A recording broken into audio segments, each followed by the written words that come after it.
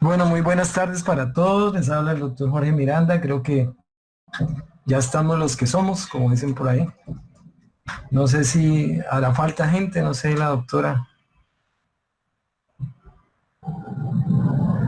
Creo que estamos todos para empezar.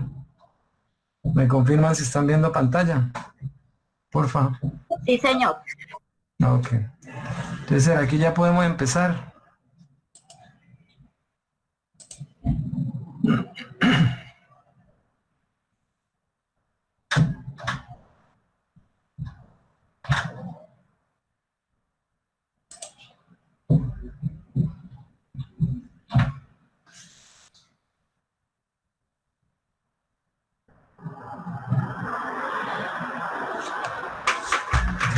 Listo, entonces creo que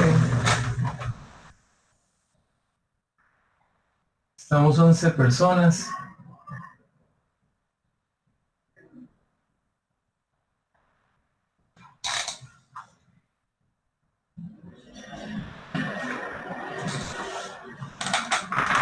Bueno, entonces, buenas tardes nuevamente para todos. La idea de este conversatorio es poderles mostrar a ustedes un nuevo modelo integral en la ESI Salud, que pretendemos en esta administración poner a rodar, poner a andar, eh, porque como todos sabemos, pues llevamos muchos años haciendo lo mismo, el mismo modelo y parece que no nos ha dado resultados como nos lo evaluó muy claramente esta pandemia COVID, con población bastante comprometida en problemas de salud y de salud pública, de salud básica. Entonces, esa es la invitación que estamos pidiendo, eh, a reflexionar de que las cosas pues tienen que cambiar, tienen que irse hacia un nuevo modelo de atención, porque si no, pues no vamos a obtener distintos resultados, como dice aquí la frase que tienen en pantalla. Entonces el nuevo modelo nos invita a hacer un enfoque en tres, nos invita a hacer un enfoque en cuatro puntuales que nos van a dar como hacia dónde vamos a apuntar en salud. Y ese enfoque pues lo vamos a tener que llevar en atención muy temprana para evitar la enfermedad y dejar un poquito al individuo y centrarnos un poquito más en la familia. Es decir, más mirar el núcleo más pequeño de nuestras sociedades, como es la familia, porque, como dicen los abuelos, familia que reza unida permanece unida. Entonces, el enfoque familiar hace mucha referencia a que como come la familia, come el individuo, como come el individuo, come la familia. Si la familia come mal, el individuo va a estar mal. Si la familia no hace actividad física, el individuo no hace actividad física. Entonces, el enfoque desde el punto de vista familiar es para invitarlos a ustedes a que eh, ya no miremos más a la persona que entra, sino miremos lo con unos ojos un poquito más amplios y miremos a ver qué problemas puede tener en la familia. Yo les decía que tenemos que cambiar desde la percepción de que llega a nuestro usuario con el niño a vacunar, que no solamente vamos a vacunar a ese niño, sino también vamos a meter ese día a evaluación de riesgo a la mamá o al papá que lo trae. Eso lo voy a mostrar más adelante en la ruta, en la hoja de ruta. Entonces el enfoque familiar es muy importante. El otro enfoque que decidimos en este modelo de atención es el enfoque anticipatorio. Tenemos que tener la bolita de cristal con toda la evidencia científica para mirar hoy cómo están nuestras personas, nuestra familia, nuestro individuo, para hacerle un pronóstico de qué le puede pasar. Vuelvo, les digo a todos, no es que seamos el indio amazónico ni que vayamos a pretender ser el curandero, Pero sí, con la evidencia científica ya hay muchas herramientas que nos pueden decir, si usted lleva un estilo de vida X, Y o Z, va a terminar en X o Y, Z enfermedad. El ejemplo que les he dado es el FineRix, es una herramienta que mide el riesgo, fue hecha por los finlandeses y ya tiene aceptación mundial y ya tiene evidencia científica que efectivamente si usted lleva estilos de vida eh, entre mal y irregular, pues va a tener una tercera vida, una tercera edad, pues con mala salud y mala enfermedad. Colombia tiene el 71%, una estimación de años de vida de 71, pero entonces la Organización Mundial de la Salud pregunta, llegamos a 71 años, pero ¿en qué calidad de vida llegamos? Si llegamos discapacitados, pues podemos llegar a 71 años, pero si llevamos de esos 71 años, 10 años en discapacidad, acostados en una cama, pues qué calidad de vida va a ser interesante llegar a los 71 así. Entonces, modelos como otros países, Canadá, sí están llegando un poquito más de 71 y sin discapacidad. ¿Por qué? Porque han hecho un enfoque anticipatorio, ya se han puesto pilas que nos debemos cuidar para un envejecimiento sano, pero no a los 50 ni a los 60, sino mucho más atrás. Entonces, con anticipación. Enfoque diferencial, como lo dicen y lo vamos a ver en las rutas integrales de atención, esto es, cada grupo etario tiene su carga específica de evaluación de riesgo de tener una enfermedad. Los niños se enferman de una cosa, tienen el riesgo de una cosa, los adultos tienen un riesgo diferente a los niños, los viejos tienen un riesgo diferente a los jóvenes. El enfoque multidisciplinario. En la reunión de ahorita pasada con ustedes tuvimos ese ejemplo.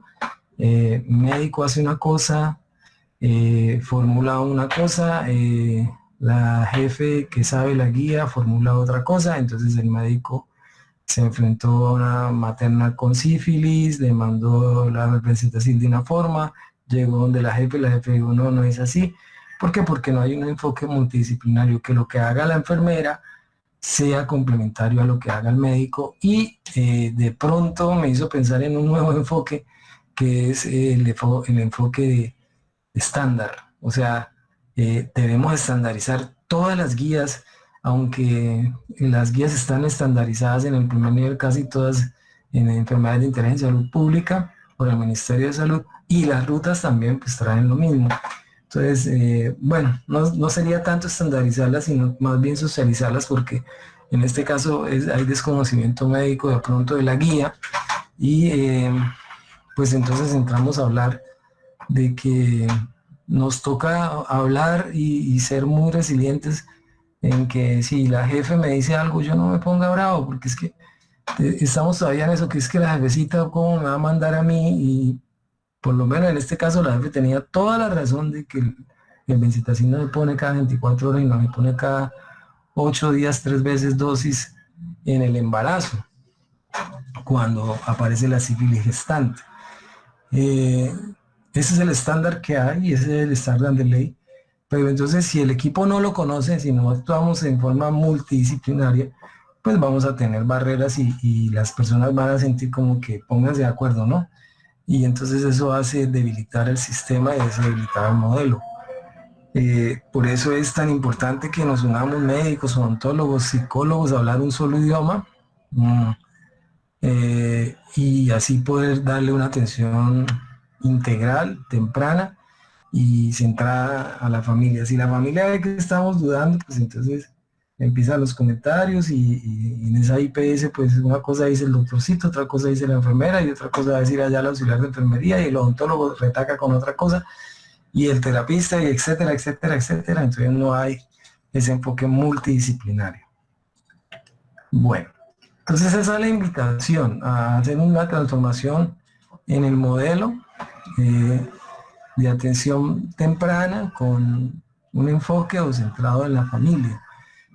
Yo les decía que ya tenemos que cambiar el chip, pues como lo vamos a ver, estamos tratando de hacer el diseño de la visita domiciliaria, pero mientras eso nos lleva un poco de tiempo, no es un largo, sino un mediano tiempo, implementar los equipos multidisciplinarios para hacer las visitas domiciliarias, sí, entonces tenemos que hacer esa inducción con alguna estrategia como de que si papá y mamá vienen a vacunar al niño, pues eh, miremos a papá y mamá a ver qué tienen esa visita que hace con el niño. Entonces, eh, como un valor agregado, ¿no? Llego yo a la consulta y como así que es para el niño y me atienden a mí también y me atienden a mi mujer cuando no era lo que yo esperaba ir allá.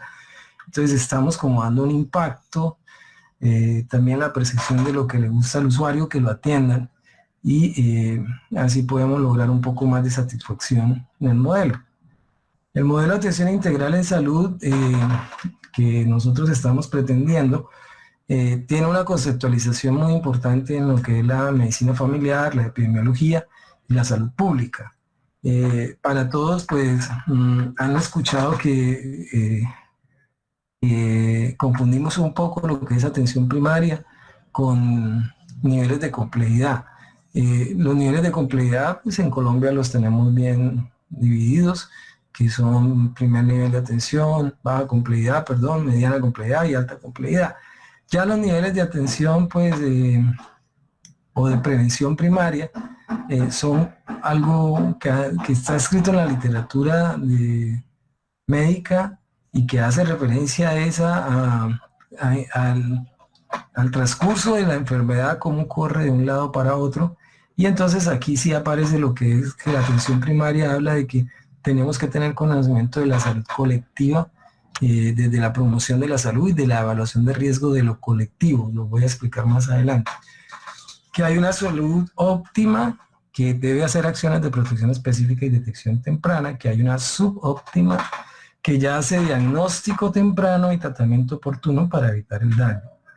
El ejemplo que siempre les he dado, perdón, es cuando nos llega esa madre que llega con el niño a vacunar, entonces la abordamos a ella también, ella no sabía que la íbamos a abordar, aparentemente tiene una salud óptima, ella viene a traer a su hijo, le miramos, entonces miramos que no ha venido a la consulta de tamizaje de cáncer de cuello uterino, entonces hacemos la citología como examen de tamizaje y, oh sorpresa, nos sale un NIC1, NIC2, entonces tenemos que ya esa persona no tiene una salud óptima aparente, sino entra en un estado de salud subóptimo. Entonces ahí empieza en la historia natural de la enfermedad y entonces tenemos que buscar un diagnóstico temprano que es hacerle una colposcopia biopsia con un patólogo y mirar a ver si podemos hacer la conización de ese cuello uterino lacerado, dañado, que ya no venía sintiendo, y que ese es el tratamiento oportuno para evitar el daño. Hasta ahí pudimos evitar el daño de esa enfermedad que nos puede llevar a una metástasis, y si nos lleva a una metástasis, pues ya empezamos a tener una enfermedad y debemos confirmar ese diagnóstico y tenemos que entrar en una atención secundaria y terciaria para hacer una prevención un poquito más alta. Y entonces yo les decía que ya aquí entonces tocaría hacer la gamografía para mirar si hubo metástasis, exámenes de abdominales de TAC, de resonancia magnética para ver si hay mamografías, ecografías de seno para ver si hubo metástasis de esa malignidad primaria que fue el útero. Entonces vamos avanzando y a medida que vamos avanzando y dejamos de hacer esto, pues nos va llevando más hacia allá. Si llegamos con el paciente es para, cuando nos llegue el paciente es a rehabilitar cuando ya las cosas están un poquito más complicadas y ya después de la discapacidad, si también pasamos por alto de la enfermedad, llegamos a que tenemos que ya tener un paciente en cuidados paliativos para darle un buen morir, que no es la idea. Entonces, para recordarles, protección específica hasta acá son acciones de plan de beneficios de salud. Tenemos derecho los colombianos a todos. Anteriormente era hasta rehabilitar, hoy en día tenemos hasta cuidados paliativos. Esto es a través de las aseguradoras. La salud colectiva es por las alcaldías y las secretarías de salud que tienen la plática para que nos hagan, nos paguen por la prestación de estos servicios. Entonces, en ese marco, ¿qué necesito yo para hacer evaluaciones de salud colectiva, salud óptima y salud subóptima? Pues tenemos 5. El primero es hacer la atención en salud pública, que pues, requiere de cierto conocimiento. La atención integral ambulatoria, que todos la conocemos, ya les voy a explicar en detalle cuáles son. La atención integral hospitalaria, que también la conocemos, y entramos a lo que nos hace falta, la atención integral en visita domiciliaria. Eh, Esto es lo que nos está invitando. No es algo nuevo. En el mundo, pues ya hay países que llevan años en hacer visita domiciliaria, como Cuba, que salió algún día de sus 4 paredes del consultorio, porque tuvo una crisis hospitalaria o la tiene todavía. Pero entonces ellos, mientras definían cómo arreglar la situación de 4 paredes, pues no les quedó más sino sacar el médico de los consultorios y llevarlos a la familia, a la visita domiciliaria. Y créame que por lo menos ellos han mostrado en COVID cómo con la visita domiciliaria y el pesquisaje, pues han podido tener mejores cifras en el mundo del manejo del COVID, que lo pueden, los invito a que miren en Datacuba, cómo ha sido el comportamiento de ellos con esta estrategia de visita domiciliaria, estandarización de guías de práctica clínica y aislamiento preventivo selectivo en centros de aislamiento para pacientes asintomáticos. Nosotros en Colombia nos estamos fijando más en datos de atención terciaria y cuidados paliativos, montando más UCIs, pero mandamos al paciente para la casa a pesar de que tenemos un PRAS muy bien documentado, el plan de prueba, rastreo, aislamiento y aislamiento selectivo sostenible, y no hemos sido capaces de entender que lo que nos llama a ese programa es a que el aislamiento lo tenemos que hacer más arduamente que la atención ya cuando el paciente está complicado, para que sea más costo efectivo en términos de que un paciente asintomático lo podemos aislar, contamina menos y podemos estar en estrecha vigilancia de que no se vaya a complicar. Entonces la visita domiciliaria como que nos pica, como que no, es que yo no estoy acostumbrado sino a mi consultorio y a que me llegue el paciente.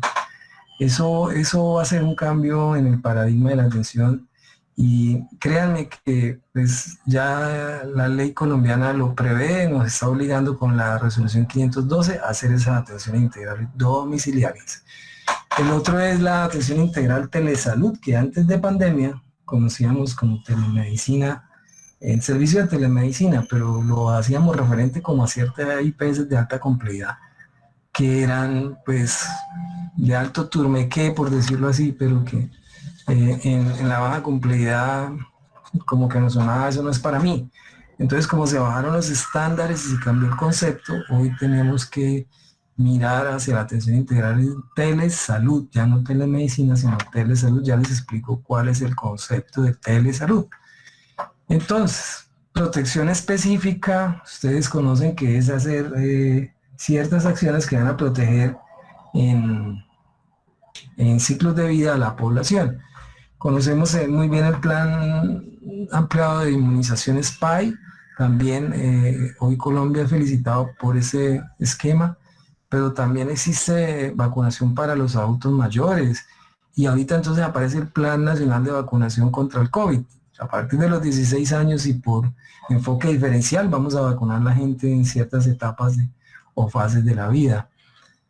Entonces es muy importante esas acciones, porque son inmunoprevenibles y nos van a limitar cierto daño en estas infecciones por estos bichos raros que están apareciendo.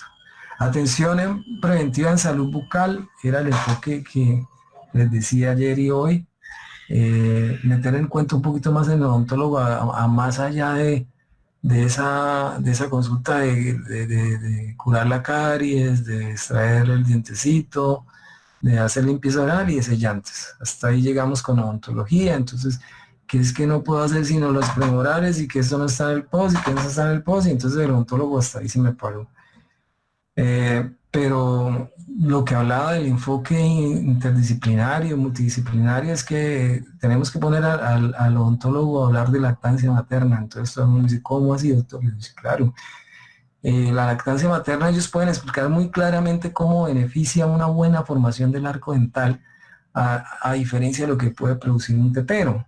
Entonces, si me lo dice a mí un odontólogo, pues sería impactante. La verdad es que sería impactante porque estamos evitando todas esas malformaciones de que ahora a las niñas les gusta mucho la rehabilitación y ponerse esos brackets que pudieron haberse evitado con una buena lactancia materna. Si me equivoco, los odontólogos que levanten la mano.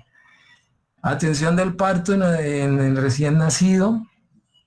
Y el recién nacido, pues entonces, recordemos, el parto es una de las intenciones de nuestro sistema de salud al cual debemos enfocar. O sea, hoy una muerte materna es imperdonable y más todavía si es muerte materno perinatal, es castigable. Con una connotación que les he dicho a todos que no es de ocultar, tenemos un bajo porcentaje de atención de partos en la ESI y salud de primer nivel. Bogotá, Bucaramanga están dándole fuerte a eso porque están convencidos de que la atención del parto vaginal en la baja complejidad es muy costo efectivo. ¿Qué fenómenos han pasado acá? Pues que nosotros quizás hemos dado el consentimiento para que sea la mamá la que decida el tipo de parto que quiere tener, si vaginal o cesárea. Y resulta de que la Organización Mundial de la Salud y la OCDE, que hace parte Colombia de esos países de buenas prácticas en el cual está metido Colombia, nos han pedido que bajemos esa alta incidencia de cesáreas y miremos a ver si la decisión es a gusto de la mamita. ¿Por qué? Porque Colombia en indicadores está muy mal en cesáreas, tenemos más o menos un 47% de cesáreas por atención de partos. Y Cúcuta creo que estaba en el último ASIS, no me recuerdo bien, si hace 2 o 3 años, en el 72 o 73%, bastante alto.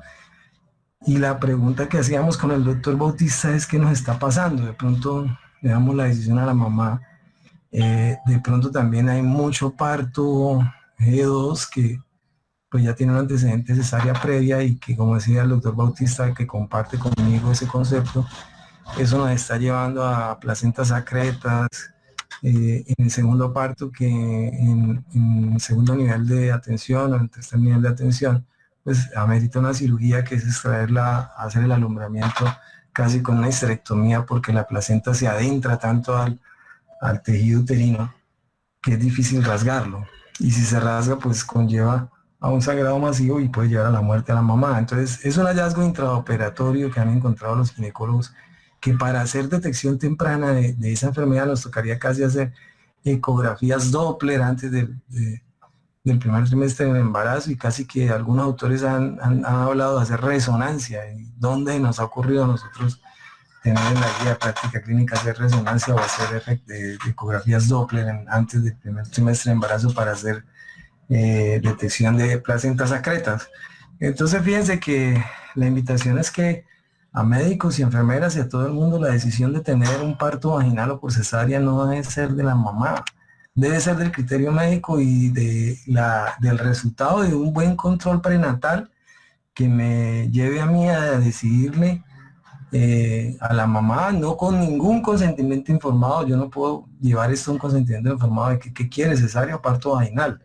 No, eso tenemos que ya empezar a cambiar ese chip en cuanto a eso. Y la última es la atención en planificación familiar a hombres y mujeres, que como lo van a ver, me ha llamado mucho la atención en la herramienta que hicimos para hacer el seguimiento de estos indicadores. ¿Cómo está esto de alto? Porque estamos viendo que la pirámide poblacional se nos está invirtiendo de una forma drástica, diría yo. Lo vamos a ver ahorita con el ingeniero Ángel, y yo creo que este sí es el resultado de que la gente ya no está queriendo tener más hijos. Pues todo el mundo sabe lo económico que es tener más de un hijo en la familia, y pues desafortunadamente los que aparecen en una población vulnerable porque no tenemos el enfoque de, de prevención ahí, de poder llegar a esa comunidad para que no prolifere tanto y no conlleve a más pobreza tanta población, sin pensar un poquito en principios en principio de procrear, ¿no? se trata más bien de mantener la economía. Detección temprana, entonces sí es con enfoque de enfoque netamente de grupo etario. Todos conocemos que hay guías para la alteración de crecimiento y desarrollo, detectar esas alteraciones, detectar alteraciones del joven, detectar alteraciones en el adulto con cáncer de cuello uterino en mujeres, seno y de la agudeza visual. Las enfermedades de interés de salud pública, entonces esto lo traigo a colación porque pues ya vamos a cambiar algunas cositas que nosotros veníamos manejando. Ya mi enfermera de crónico no debe existir. Tengo que tener la enfermera de interés en salud pública, la enfermera de ruta integral de atención. Ya no debo hablar de la jefecita de crecimiento y desarrollo, de la jefecita del programa PAI, sino todo debe ser enfocado a rutas integrales de atención o de enfermedades de interés en salud pública desde lo individual. Porque la salud pública, cuando ustedes empiezan a estudiar la salud pública, habla uno es como de colectividad, pero también hay enfermedades de interés en salud pública que hacen la referencia a lo individual, con el concepto de externalidad, que es lo que nosotros en economía normal y en economía de la salud hablamos de que es de alta externalidad cuando esto lleva a grandes gastos tanto en lo social como en lo económico. Caso puntual de la sífilis: si una mamita tiene un embarazo con sífilis, pues vamos a tener un niño que no tratamos en esa gestación con complicaciones de catarata, cardiopatías, todo eso y entonces todos sabemos cuál es la carga tanto social como económica de un niño con sífilis. Lo mismo con un niño con VIH que gestacional y que termine en un VIH que se contamine en el momento de la cesárea, pues esos niños que nos van a dar mucha lucha por mantenerlos en una vida que diríamos si vale la pena o no vale la pena, de lo bioético y desde lo práctico, tendríamos ahí ya un conflicto de interés. Entonces, esas es las enfermedades de interés en salud pública. Esto es viejo, esto aparece con el acuerdo 117 del 2001, imagínense, ya llevamos 20 años con estos conceptos y nosotros todavía tenemos enfermeras de crónicos. Entonces, ojo, pelado a esto, como dicen los muchachos, porque vamos a cambiar esos términos para poder darle cumplimiento a todo este modelo. Entonces, en los macroprocesos de atención integral ambulatoria, les decía que existe la consulta médica general. Ahorita estábamos hablando con la doctora Clara y con una EPS. Y bueno, nosotros también ya tenemos la consulta médica especializada, específicamente la de prenatal. Ya contamos con un ginecólogo, también contamos con un radiólogo y también contamos con pediatría. Entonces, no para hacer la consulta médica como tal de especialista en pediatría, no, es porque las rutas integrales nos piden esas atenciones. Entonces ya tenemos, y de pronto que ellas hablábamos, que es que la dificultad de que la EPS me dé la autorización porque es que el médico valoró y resultó que la materna necesitaba valoración urgente porque la calificó como alto riesgo obstétrico. Esas son barreras y eso es lo que nos pide desfragmentar todas esas acciones para que sea más integral. Y nos decía ahorita la EPS, qué bueno porque vamos a tener integralidad, no necesita autorización, ustedes son los encargados de que el doctor Bautista está los jueves en la unidad básica comuneros, entonces allá vamos a mandar las maternitas que necesitamos de valoración del alto riesgo y vamos a definir sin necesidad de que tengan que ir a un hospital o a una clínica de mayor complejidad y hagamos mayor ocupacionalidad de ese alta complejidad. Entonces, esa es la idea, integrar todo. Consulta de promoción y prevención con las rutas integrales de atención, urgencias, también haciendo enfoque preventivo de enrutamiento de las personas para que se puedan ir a las rutas integrales de atención después de la atención de urgencias, todo lo que podamos captar en ese paciente que nos llega y enrutarlo a esas rutas integrales es lo que les estamos pidiendo hoy, que con esta capacitación les quede muy claro. La consulta de odontología general también, hacer lo que nos llegue por consulta de urgencias o por la atención normal, pues inmediatamente el odontólogo va a hacer la ruta, activar la ruta. Odontología y nutrición también la tenemos. Y ya hemos hablado de que psicología pues debe hacer atenciones más familiares, más grupales, igual que nutrición, para que como que el tiempo nos cumpla. Laboratorio clínico. En esto sí queremos hacer énfasis en lo que les decía. Eh, Tenemos que ser racionales en el uso del laboratorio clínico. Los médicos somos acostumbrados a pedir muchos exámenes, queremos saberlo todo y realmente tenemos problemas porque generalmente uno encuentra en entrevistas que es que a los médicos, las EPS y los coordinadores les prohíben hacer pruebas. No, esa no es la idea tampoco, pero sí la idea es como tener la autonomía en términos de tener autorregulación. ¿Qué quiere decir tener autonomía? ¿Qué quiere decir tener autorregulación?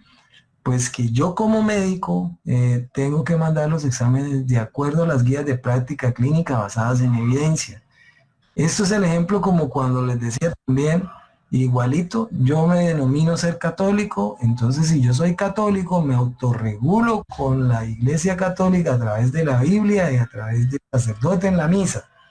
Si no, de lo contrario, pues si yo digo que soy católico, pero hago el mal, entonces, y no leo la Biblia, o soy de X o Y religión y no leo el Corán, y si soy de tal de religión, no tengo autorregulación, entonces la autonomía no es el libre albedrío entendido como yo hago lo que me da la gana, porque es que yo aquí soy el profesional y entonces peleo con la jefe y usted no me tiene que mandar a mí, jefecita, porque usted es menos que yo, y entonces, y cuando la jefe le saca a uno la guía, pero doctor, mire la guía que está aquí, por favor léala, se formó un conflicto. Y jefe y enfermera nunca se vuelven a hablar. Entonces, ojo, autorregulación con guías de práctica clínica, es muy importante ese concepto. Lo mismo que para las pruebas diagnósticas, tenemos que ser racionales en lo posible, las que nos pida la guía, con una buena orientación médica. En hospitalización tenemos 2 hospitalizaciones, integral por medicina general, la hemos visto aumentada en esta pandemia, pero es más que todo por las dificultades en la referencia y contrarreferencia de pacientes, pero igual también la invitación es desde hospitalización poder llevar ese paciente a las rutas integrales de atención. Y insisto en lo de la hospitalización de binomio madre-hijo, muy importante lo de la lactancia materna, en ese parto que nace desde el momento que lo tenemos en la IPS e inducirlo a la lactancia materna con un alojamiento conjunto. Esto casi no lo escuchamos en los hospitales, allá no hemos entrado en la humanización del servicio, conocemos el piso de ginecología, toda la vida lo hemos llamado así. Entonces hoy pues inventémonos el alojamiento conjunto como es hospitalización madre-hijo. No le tengo que poner nombre, no le tengo que poner nada, simplemente la actitud del usuario, haciéndole entender que eso es un alojamiento binomio madre-hijo en las mejores condiciones y con la mejor seguridad y con la unión familiar. Ya por lo menos hablamos de trinomio, porque el papá debe estar en esos momentos de primer momento de nacimiento de su hijo. La visita domiciliaria, entonces aquí es donde, como dice algún gerente amigo mío, tuerce la marrana el rabo. ¿Yo cómo voy a hacer esto, doctor? Yo estoy acostumbrado a estar en el consultorio, doctor. Entonces, lo primero es la visita domiciliaria epidemiológica. Nace ahorita fuertemente con el COVID, porque nos está diciendo PRAS que nosotros una vez hagamos la detección, la prueba, miremos a ver cómo visitamos el cerco, cómo hacemos el cerco epidemiológico y cómo miramos ese caso de índice, si se puede aislar en la casa o tendríamos que llevárnoslo para otra parte porque las condiciones de aislamiento no cumplen. Entonces, esa es una visita domiciliaria para específicamente casos índices, en este caso, pues, COVID, pero también aplica para otras enfermedades transmisibles como tuberculosis, como todas las que sean de carácter transmisible, muy transmisible, ¿no?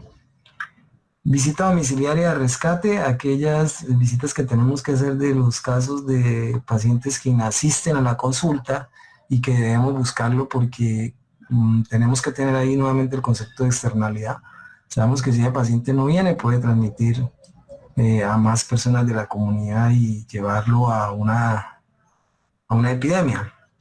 Visita domiciliaria familiar. Entonces esta mañana hablábamos con comuneros. Cuando me aparece a mí la visita domiciliar, doctor, yo no tengo ni 4 consultorios, pero tengo 8 jefes, entonces yo cómo hago. Entonces, ¿será que hacemos más edificios, subimos más consultorios, compramos más cemento? Entonces, no, la visita domiciliaria me facilita el que si yo ya tengo los consultorios ocupados, si ya tengo las 4 jefes ocupadas y el médico ocupado, y puedo pedir más porque también la demanda me lo pide, como lo vamos a ver en las tablas que les vamos a mostrar. Implementemos la visita domiciliaria familiar. ¿Para hacer qué? Para hacer diagnóstico familiar. Las enfermeras son muy buenas en esto.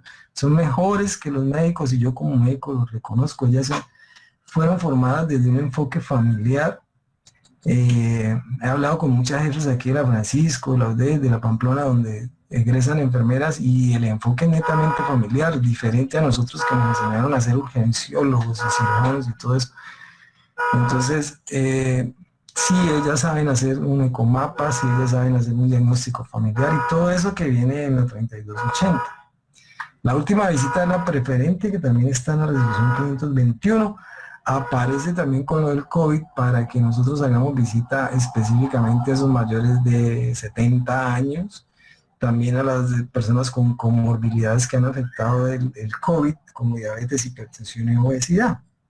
Entonces ya no es tan si queremos o no, sino ya es de carácter obligatorio. La visita epidemiológica está en el PRAS, y el PRAS es un modelo que tenemos que ejecutar. ¿Listo? Y en Telesalud, pues sí tenemos la teleorientación, que hace referencia a dar orientación al usuario de cómo utilizar los servicios. La puede hacer cualquier persona. El del CIAU, ojalá el del CIAU tuviese todos los días anotadas cuántas teleorientaciones y me generara RIFs por esa teleorientación. Por Dios, sería maravilloso que el joven del CIAU esté llamando todos los días para dar orientación a los usuarios y podamos registrar esos RIPs como procesos de educación a la comunidad, que nos harían llenar un poquito más el soporte para la captación. Entonces, la puede dar del CIAU diciéndole los horarios son aquí, los horarios son allá, usted hace parte de la EPS tal, usted tiene derecho a ingresar a esta ruta, su hijo le va a hacer falta estas vacunas. Es una persona que conozca muy bien el portafolio de servicios. La atención integral por teleeducación, es así, ya nos toca a nosotros, el sector salud, cualquiera, enfermera, médico, promotora, dar educación a toda una comunidad. Y la teleexperticia sí habla de que una llamadita a un amigo en caso de que el médico general necesite llamar al ginecólogo, pues la llamará y le pedirá algún concepto para activar alguna ruta. Y por último, sí, la telemedicina, que pues esa es la que menos vamos a apuntarle porque realmente, a pesar de que se bajaron los estándares después de COVID, pero tampoco es que sea muy fácil hacer esa conexión de telemedicina. Bueno, entonces ahora sí, ¿cómo va a ser la hoja de ruta? ¿Cómo nos van a llegar los pacientes? El joven de admisión tiene que cambiar la actitud, tiene que cambiar el conocimiento, tengo que ponerlo muy piloso. ¿Por qué? Porque ese es el primer contacto. Entonces, la doctora nos contaba allá en el policlínico el caso de que fue un niño entonces a un puesto de salud y entonces no era el día de la vacuna y entonces se armó la grande porque el de admisión lo admitió y entonces ahora qué hago con esa admisión. Y uno se preguntaba, ¿qué pasó con la mamá? La mamá no ameritaba una ruta de atención también, ¿por qué no metimos a la mamá? Entonces, yo no coincido que un muchacho de esas que estén en admisiones no conozca el PAI. Entonces, no le puedo dar orientación al PAI. No, es que es ese muchacho sentado ahí como un robot y él no sabe más sino cómo meter datos a esa computadora y si no lo metió como es, no se pudo hacer más nada.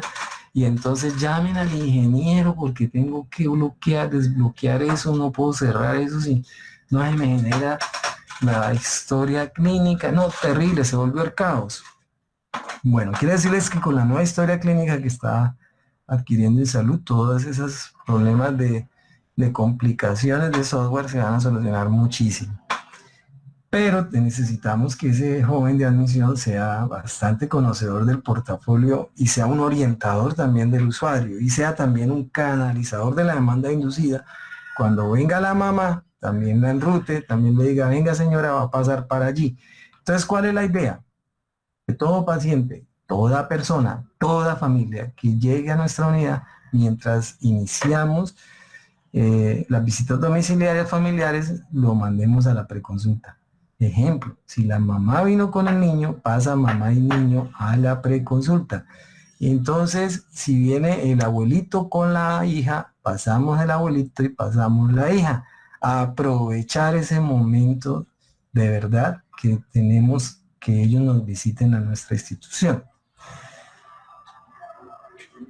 ¿Y qué vamos a hacer en la preconsulta? La preconsulta pues era concebida como es concebida siempre, como la enfermera que le toma los datos, que le toma la tensión arterial, que le toma el peso, la talla y le toma la temperatura y si tiene glucómetro le hace una glicometría. Eso cambia porque ahora la preconsulta, pues como vamos a atender a la familia, vamos a hacer evaluación de riesgo. Entonces, cuando hacemos evaluación de riesgo, tenemos dos rutas. La ruta se nos separa un poquitín dependiendo de qué. Entonces, evaluamos riesgo de esa persona que tenemos al frente y miramos dos flechitas, una para aquí, una para allá, una para abajo y una para el lado. ¿Qué nos dice la evaluación de riesgo? Si nosotros aplicamos las herramientas que vamos a poner ahí en la historia clínica, una de ellas es evaluación de riesgo, que es el FINE-RIX. Él nos va a decir si esa persona tiene riesgo de diabetes, de hipertensión, o si ya está hipertenso y diabético. ¿Qué tal que le tomemos la atención al papá que trabaja al niño de vacunación y resulta de que, oh sorpresa, era una enfermedad silente hasta hoy y la descubrimos hoy que era hipertenso? Entonces, ¿cuál es la modalidad? Si la persona es sana y no presenta, ninguna patología al momento de la evaluación de riesgo en esa preconsulta, la enrutamos a un ciclo de vida y la metemos a una ruta integral de atención, cumpliendo con lo que dice la 3280 y generándole un RIPS. Si la persona notamos que es hipertensa, que de pronto al hacerle una glucometría ahí también sale diabético, y no solo eso, si le hacemos evaluación de FINE-RIX y ya sabemos que esta paciente está gordita, con sobrepeso, obesidad, ya es una enfermedad de interés en salud pública. Entonces tenemos que hacer lo que llamábamos cachudamente el fast track o el puente o la derivación, como cuando uno hace un puente para que no evitar el trancón. Entonces aquí sí, puede ser que yo lo pase a ciclo de vida, pero igual la ruta de atención integral me genera unas atenciones que va a llegar, como lo vamos a ver ahorita, hasta detección temprana y protección específica, pero no de entrada, porque de entrada el médico va a hacer una evaluación muy general y entonces va a demorar los exámenes. Mientras que si yo le enfoco hacia enfermedades de interés en salud pública, pues inmediatamente activo la guía y empiezo a hacer la guía de práctica clínica con ese paciente y así doy competencia a la resolución 4505 y no voy a generar un RIP, sino voy a generar un registro de protección específica y detección temprana. Esa es la hoja de ruta. Entonces todos tenemos que estar activos en esa visualización de la persona que admite, de la persona que hace preconsulta.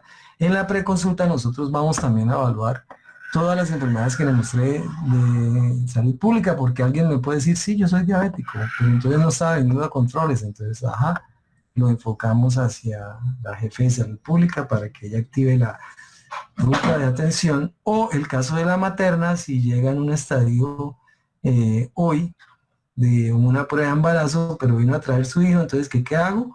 Entonces, ¡pum!, de una vez, evaluación de riesgo y pasarla a ruta o a guía de práctica clínica de control prenatal. Listo, esa es la ruta que vamos a implementar. Pensemos un poquitico en cada una de nuestras instituciones para ver dónde hacemos esa preconsulta. De pronto si la hacíamos y acabaron ese consultorio, pues bueno, vamos a volverlo a revivir, pero con una connotación que es para evaluar riesgo y no solamente para tomar signos vitales y quedarnos calladitos. Entonces estos jóvenes funcionan tal cual como funciona el aeropuerto. Nosotros hacemos programamos un vuelo en internet, llegamos allá a la admisión del vuelo, qué tal que si esa enfermera perdón, que si esa niña que tenemos allá en el aeropuerto nos dijera, no, pase allá arriba para la sala de espera y en la sala de espera mire a ver en dónde pues, termino montado en otro avión. Y entonces, a diferencia de si esa persona me orienta, me dice, usted quedó para el vuelo tal, con la silla tal y debe pasar ahorita a la sala tal de espera, eso es lo que debe hacer una persona de admisión en nuestras IPS. Usted de tal edad, usted debe ir a preconsulta y usted debe hacerse la evaluación de riesgo para que allá le digan en qué vuelo se tiene que montar, si en el vuelo de la salud pública o en el vuelo de la ruta integral de atención. ¿Listo? Bueno, ya lo de acciones colectivas, pues es lo que tiene el alcalde para contratar con las secretarías de salud, que son promoción de la salud y evaluación de riesgo, pero ya colectivamente, no individual. Entonces, la promoción de la salud nos habla mucho de comunicación y educación en salud a la población. Y una de esas cosas es la abogacía de los medios de comunicación. Dentro de los lineamientos del Plan Nacional de Vacunación COVID, el Ministerio de Salud, preocupado por las estadísticas de las entrevistas que han hecho, que un 40-57% de la población ha dicho que sí se va a vacunar y que Colombia necesita 70% para alcanzar la inmunidad de rebaño, pues nos está diciendo, venga, tienen que hacer abogacía de los medios, tienen que salir a hablar los doctores y los epidemiólogos y todo el mundo a decir que la vacuna sirve, porque si no nos vamos a joder es todo si no hacemos inmunidad de rebaño. Entonces es una de las estrategias que debe hacer el PIC para que hagamos abogacía de los medios y mandemos allá a los profesionales, contratemos profesionales para que hablen bien y racionalmente de la vacuna. Y por último, pues dentro del PIC están las acciones colectivas, estilos de vida saludables que estimulen la actividad física, la salud mental, todo eso que es condicionantes para que nos lleven a una salud óptima. En evaluación de riesgo, la caracterización de la población la deben hacer las aseguradoras, pero ¿por qué es colectivo? Porque es que quien manda es el alcalde y el alcalde le da la rectoría a la Secretaría de Salud y la Secretaría es quien controla las EPS. Las EPS no son dueñas de la población ni son dueños del Sistema General de Seguridad Social. En el ente local es nuestro alcalde a través de la Secretaría de Salud. Entonces las EPS nos tienen que entregar caracterizada a la población. Aunque nosotros si tuviésemos un sistema de información muy bueno, pues ya lo hubiéramos tenido hace años, pero todos sabemos en el atraso en que estamos en cuanto a sistemas de información. Esa caracterización de población es tener cuántos diabéticos, cuántos hipertensos, cuántos niños, cuántas enfermedades inmunoprevenibles existen. Todo eso es caracterización de población. Determinantes sociales, ¿qué está afectando como determinante social a la población que no nos llega a una salud óptima? La inseguridad, la mala alimentación, la inequidad, la violencia, todo eso que favorece a llevarnos a una salud óptima y hasta la enfermedad. Inducción a la demanda, entonces igualmente debe ser contratada. No está dentro del POT, debe ser a través de las intervenciones colectivas. Es obligatorio de las EPS hacer inducción a la demanda. Acabamos de salir de una reunión en donde nos acaban de contratar por fin. Podemos contratarla a nosotros, nos pueden contratar para que lo hagamos con un recurso humano que vaya y haga inducción a la demanda. Entonces, qué bueno, ya estamos viendo resultados con el conocimiento podemos empezar a obtener resultados porque empezamos a hacer masa crítica de todos ustedes que empiecen a hablar como este lenguaje y este conocimiento. Y la gestión administrativa también, pues todo lo que es el análisis de la economía de este sector, que es bastante complejo, ¿no? Bueno, ahora sí miremos la integralidad entre las enfermedades de interés en salud pública y las guías de práctica clínica, o las rutas integrales de atención y las guías de práctica clínica de las enfermedades de interés en salud pública. Aquí yo les tengo un ejemplo que es la de los adolescentes, niños entre los primera infancia, 6-11 años. Entonces ahí vemos que 3 veces tiene que ver el médico estas consultas en la edad de 6, 8 años y 10 al año. Entonces al niño de 6 años lo tiene que ver una vez. Si tengo 50 niños, ¿cuántos niños tiene que ver el médico? Pues 50. Y si son 50, 50 y 50, ese médico tiene que ver 150 por los 3 grupos de edades. Igual la enfermera jefe. Obviamente, estas atenciones en salud familiar por médico y por enfermería son complementarias. Entonces, no, es que yo no puedo creer que el médico le haya mandado eso. Entonces, la jefecita le llama al médico, ¿usted por qué le mandó eso? Cuando la ruta integral trae que debe formular ahí cada uno de ellos en términos de complementariedad y no de disparidad. No, yo no estoy de acuerdo con lo que manda ese médico y mire que es que ese médico no sabe mandar y mire que es que esa jefe también se las tira de médico. Entonces, no, son complementarias, son acciones complementarias. Salud oral son 2 veces al año, entonces si tengo 50 serán 100 las que tienen que hacer el odontólogo. Y entonces ya vienen acciones de detección temprana cuando yo hago primero esta evaluación, pero les recuerdo que cuando hay una enfermedad de interés en salud pública no esperemos esta valoración porque nos distraemos y debemos empezar y hacer el salto con acciones de detección temprana y protección específica de la 4505. Entonces, en ese marco de conceptualización, pues seguimos con la siguiente sesión que les va a explicar el ingeniero Ángel cómo llevar un control de esas actividades. Ya lo hicimos por IPS, por EPS, o sea, ya georreferenciamos la población por población y entonces lo tenemos ya a punto de hacer una correría, llevárselos y que ustedes miren el tablero. Entonces, sigue el ingeniero Ángel y los dejo con él. Ya volvemos a la sesión de preguntas después de mi. Gracias, Doc. ¿Ahí me escuchan? Sí, perfecto. Vale. Bueno, voy a compartirles pantalla.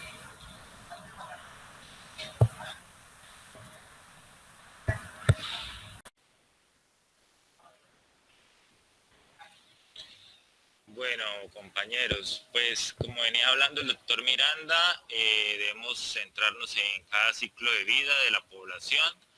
Aquí podemos ver, nosotros hicimos un trabajo con los referentes, con el doctor Miranda, para poder clasificar la población según la EPS, según la unidad básica, según la IPS y según la edad en que se encuentren, ¿sí?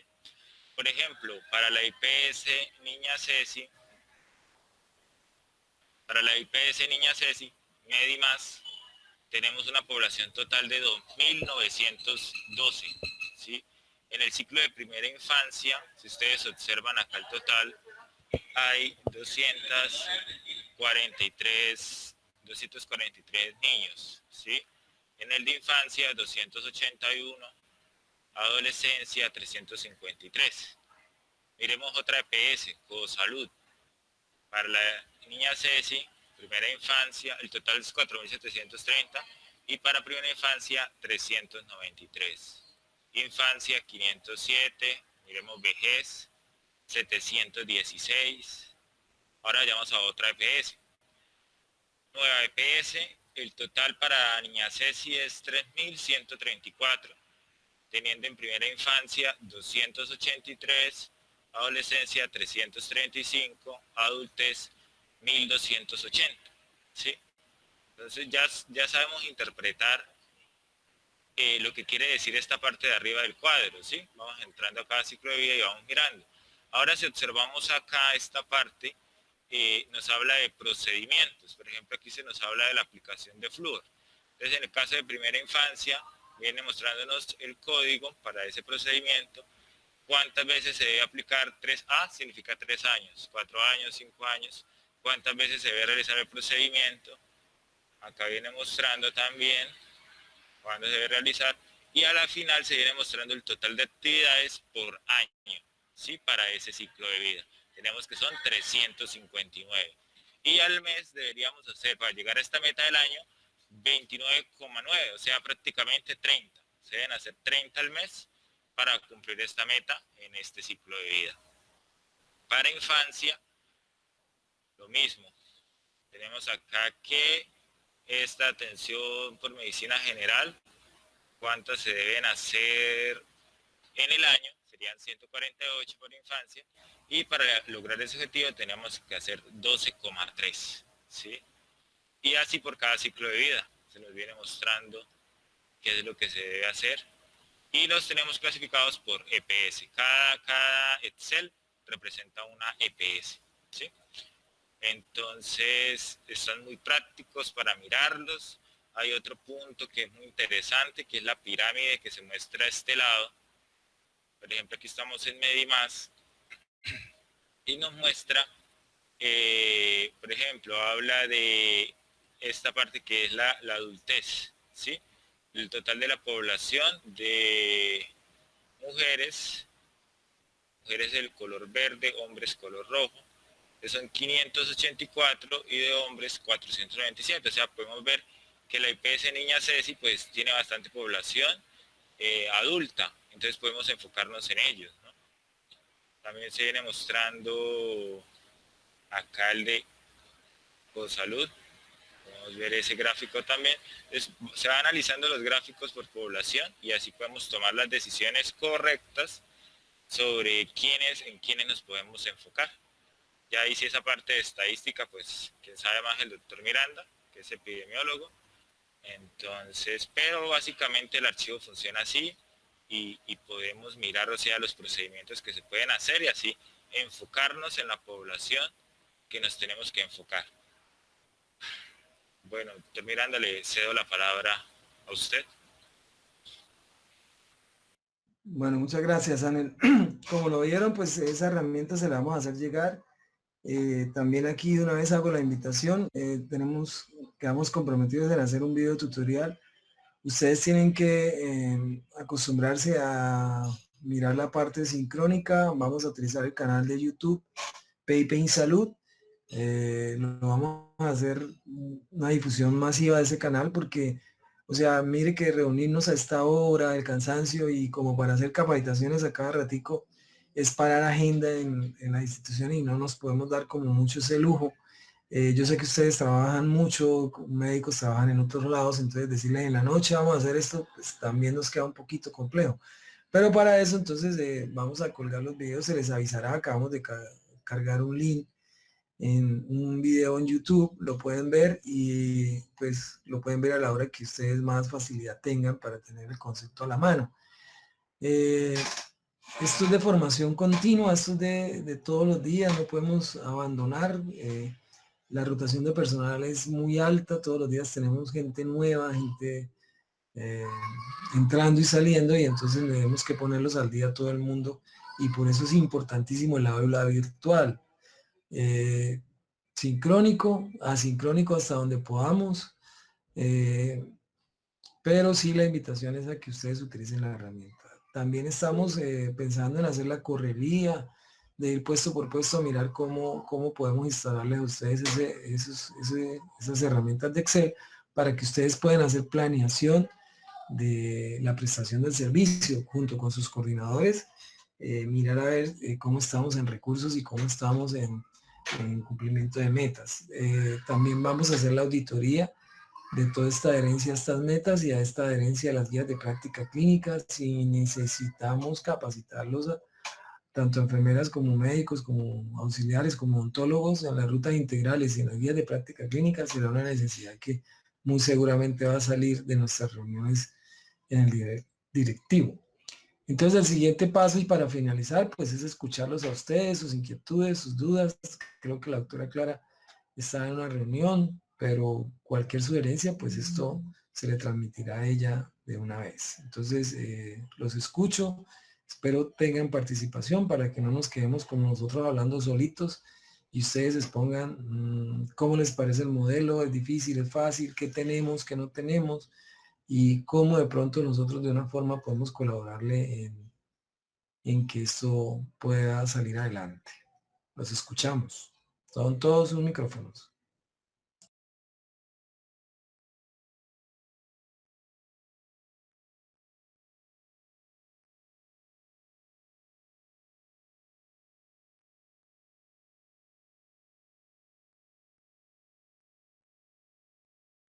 Por favor, no todos al tiempo.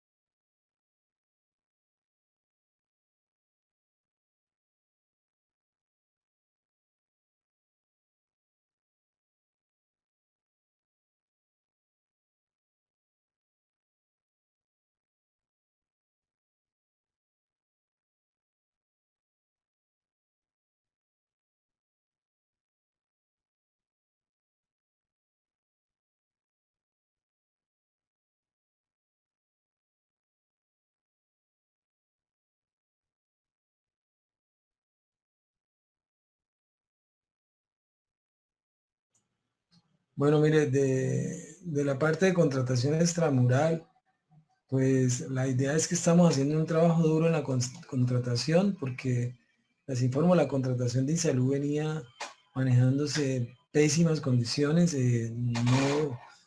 No podemos de la noche a la mañana tapar el sol con los dedos de la mano, que esta contratación era muy leonina, muy poca baja UPC, y fuera de eso, pues eso connota de que lo que recibimos nosotros fueron unos salarios y unos medios de contratación que no son los mejores, pero créanme que estamos haciendo todo el esfuerzo por una mejor contratación, y eso implica mejorar la contratación también del recurso humano, porque estamos, y estoy totalmente de acuerdo que no son las mejores ahorita, pero que sí se está haciendo el esfuerzo por una nueva contratación, y pues eso hace que ustedes también pongan de su parte. eh, pues ya empezaron con auxiliares de enfermería, eh, con unas mejores condiciones laborales de aseguramiento, de tener su ARL al día sin usted estar por allá haciendo esos trámites, pero no se pudo por los ingresos que hay tan bajitos en Insalud con respecto a lo que se recauda. Fenómeno de lo que ha pasado en la institución como la recibimos, como dice la doctora Clara, recibimos una institución que está partiendo de cero, casi que de cero, porque realmente no había organización, no había una buena organización, y estamos en cero. Entonces, pero hemos dado pasos agigantados, créanme que sí, y estamos en esa ardua tarea de hacer unos buenos contratos con el ánimo, obviamente, como dice el doctor Juan Agustín, de poder mejor remunerar al recurso humano que está en línea de frente. Entonces, quisiera escucharlos, cómo están en infraestructura, cómo tecnología. Creo que el ingeniero Lucas está llegando a todos lados, pero yo no puedo saber específicamente si a CESI, si a Policlínico le ha llegado, y pues estamos para eso, para escucharlos sin miedo. Aquí no hay que tener miedo, aquí lo que tenemos es que unirnos para todos trabajar en el encuentro, ¿no? Espera un momentito.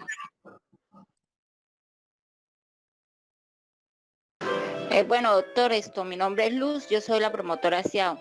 Bueno, por lo menos el enfoque me parece súper, las rutas de atención, más porque pues se trabaja con la población y pues a mí me gusta mucho ese trabajo.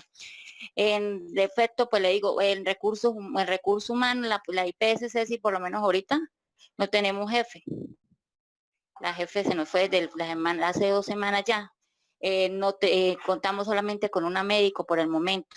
Y si me pongo un poquito a analizar la base de datos que ustedes pasaron ahorita sobre las EPS, se están dando de cuenta que es la EPS más grande y que pues necesitamos tanto recurso humano como también en los medios tecnológicos, la IPS, pues computadores por lo menos que sirvan, que uno diga tiene todo. No poseemos sino 2 computadores, que es el de consulta externa y odontología. Entonces, pues yo digo, muy bueno todo, pero entonces también deberían como que las IPS por lo menos las grandes, fortalecernos más en todo eso, lo que es recurso humano y medios tecnológicos. Y también la oficina de la CIAU no tiene solamente el escritorio. Yo digo que CIAU también, como usted lo dijo ahorita, es una parte importante porque nosotros no solamente es encuesta, nosotros también, por lo menos yo, lo de promoción y prevención es mucho lo que le meto el pecho pues ahí en la IPS. Y como estoy estudiando enfermería, pues conozco más o menos el tema y me he basado en mis compañeras. Entonces yo digo, sería bueno que CIAU también lo fortalecieran con un computador, con algo. A veces toca estar de lado a lado porque CIAU también necesita para colaborar a las personas, y a veces toca molestar al laboratorio, molestar a facturación por todo eso. Yo digo que sería bueno todo eso. Esa es mi opinión referente a todo el tema. Y muy bueno todo porque pues beneficia muchísimo a la comunidad. Sí, bueno, yo de lo que me acuerdo trabajé en CESI en los tiempos del doctor Bajito, no me acuerdo el nombre, cómo era ese, pero lo que he visto es que por lo menos IPS como CESI, IPS como aeropuerto, tienen una influencia bastante alta, que ya las tenemos que mirar un poquito como unidades básicas de atención, porque realmente yo me acuerdo de CESI tiene una gran extensión y siempre llegar de ahí a Comuneros pues no es tan fácil. Ya tiene mucha población a su alrededor, lo mismo que el barrio aeropuerto, entonces tenemos que apuntar a mejorar esos puestos de salud ya como centros de salud un poquito más de complejidad alta debido al volumen que tienen. La herramienta que les vamos a dar les va a decir a los coordinadores mucho, porque les va a decir de pronto algo que nunca les decíamos. Mire, usted tiene tantos niños allá, usted tiene tanto que atender allá, usted tiene tantas maternas, usted tiene tantas citologías que hacer y mire que usted de pronto no lo ha hecho. ¿Por qué no lo ha hecho? Pues ahí está la respuesta. De pronto no tengo recurso humano, de pronto estoy corto en médicos, de pronto estoy corto en enfermeras, que si nosotros vamos a contratar eso, pues hay que contratar las personas. Entonces, es así como se le debe hablar a nuestro gerente, porque él entiende eso, pero si nosotros no le mostramos números y estadísticas, pues va a decir de pronto que es que son las amigas que queremos meter ahí. Y eso siempre lo apoyo al gerente, porque yo de gerente también le preguntaría a cualquiera, muéstrame la necesidad, muéstrame números, cuántas personas usted necesita de acuerdo al volumen o de acuerdo a la demanda que usted tiene y qué oferta necesita. Eso es una cosa muy gerencial. Por eso yo estoy invitando a todos los coordinadores a que nos metamos en el cuento de los números. Somos coordinadores, pero debemos de tener pasión por los números, porque los números son los que nos dicen la verdad. Entonces, es un tema difícil lo de las enfermeras y lo del recurso humano, porque realmente Cúcuta está ahorita escaseando de ese recurso humano, y la verdad, lo digo con mucha lástima, no somos los mejores oferentes de salarios para el recurso humano. No es culpa de nosotros, eso era lo que venía en INSALUD hace muchos años, y realmente pues tenemos el problema de que podemos tener a la jefe y se nos aburre en un mes, en 2 meses. Esas OPS son terrible el trámite. Muchas veces entendible que la persona para hacer el trámite pues tiene que ir allí y allá, y entonces pasan días, entre más días pues el pago va a ser más difícil, y todo eso pues conlleva que la persona no esté como adecuada acá, y todo eso es que créame que estamos haciendo lo posible por cambiar con la doctora Clara, con el doctor Juan Agustín y con todo el equipo administrativo de la SI Salud, porque la verdad es que quisiéramos, a mí me hubiera gustado que hubiese cambiado el modelo de contratación de recursos humanos desde este año, pero realmente pues las cifras no daban para mejorar las condiciones. Entonces tenemos que mejorar la contratación, mejorar los servicios para mejorar el pago de los trabajadores. Ese es el ciclo que tenemos que llevar. ¿Listo?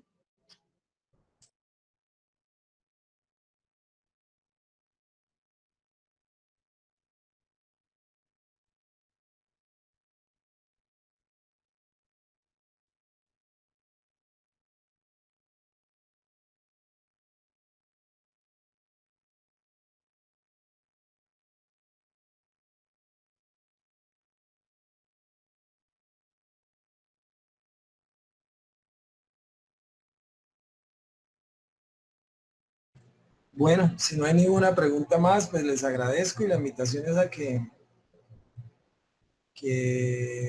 los estemos esperando allá. Cualquier duda, el ingeniero como quien les habla.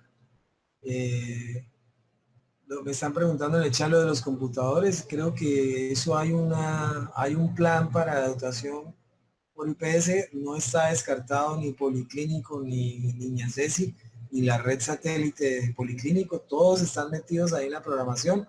Con calma, porque eso requiere que el ingeniero Lucas vaya centro por centro. Entonces, paciencia, pero creo que sí hay para todos asignación de nuevos recursos de computador. Buenas tardes, sí, como decían en el tema de recursos, ya se habló con el ingeniero Lucas, en el cual en unos pocos días serán instalados los computadores en cada una de las áreas de la IPS Niña Ceci. Entonces, como dicen, es cuestión como de paciencia un poquito, pero ya está confirmado que en pocos días van a instalar el tema de sistematización en la IPS Niña Ceci. Ya es un hecho.